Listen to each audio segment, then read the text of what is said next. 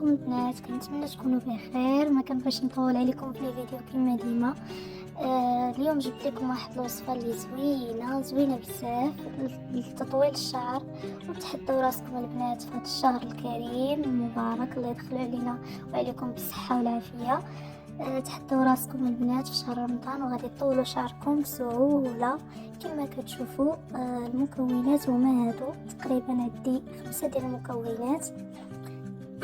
كناخدو 2 معالق ديال الروز الابيض البنات، شفتوه الروز الابيض.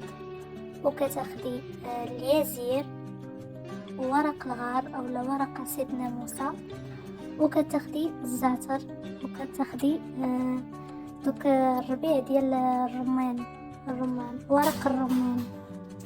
راه كيكون البنات في الشجر ديال الرمان. الا ما عندكمش ماشي مشكل، تقدروا تستغنوا عليه. وضروري البنات من ديك القريعه حيت هي اللي عليها كل شيء.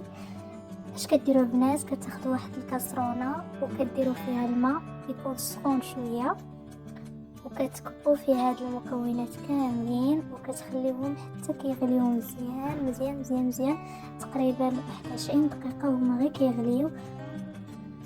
كتخليهم يغليو مزيان حتى كيطلقوا جميع الفوائد اللي فيهم والمكونات اللي فيهم كما كتشوفوا.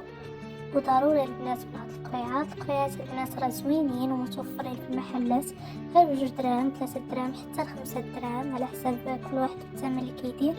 زوينين بزاف البنات، غادي يعاونكم بزاف. كما كتشوفوا هذا هو المحلول اللي تحسنا فيه. هذا المحلول البنات عرفتي الا رشيتو به شعراتكم راه ما يمكنش راه في طرف السيمانه وليت كنحس بالفرق في شعري. وهاد الوصفه البنات ما يقول لكم حتى واحد، غير من المره الاولى ما غيبقاش يطيح لك شعرك. صافي ها هو خليته حتى برد ودرتو في هاد القريعه. وإلا كنتي اول مره كتشوفي القناه ديالي ضروري ضروري ضروري ديري ليا لايك وتشجعيني. المهم البنات غادي تبقاو ترشوها قبل ما تدخلوا الدوش، تبقاو ترشوها على شعركم تقريبا شي سيمانه. غادي تبدا تبان لك النتيجه، وتلاحظي ان شعرك مبقاش كيطيح من اول استعمال. وغادي تشوفي البنات الفرق بزاف بزاف بزاف، وغادي يطول لك شعرك، غادي يطول بزاف بزاف بزاف. وتفكريني كيفاش ديريها. وشكرا.